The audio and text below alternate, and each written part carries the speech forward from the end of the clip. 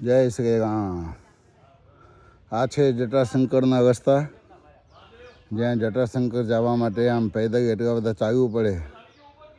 સુરેશભાઈ બજાનિયા છે, પોથી યાત્રામાં હતા, ત્યાર પછી આજે કથા શ્રવણ કરવા માટે જઈ રહ્યા છે. એમને સાથે અમે છીએ અને ઘણા બધા યાત્રાળુઓ છે ને એ જાય છે. જંગલની અંદર કેવું સરસ મજાનું મસ્ત વાતાવરણ છે. આ જંગલમાં પ્લાસ્ટિક મુક્ત જંગલ છે.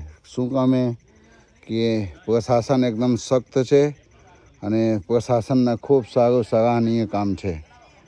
પ્રકૃતિને સાથે ચેડા ન કરાય એના માટે ઘણી બધી વોર્નિંગ આપેલી છે. અને જે પણ કોઈ છાનુમાના કરશે એમને અધિકારીઓ તો મૂકી દેશે, પણ પરમાત્મા ક્યારેય પણ મૂકશે નહીં. એટલે પરમાત્માથી બચીને કોઈ જઈ શકશે નહીં.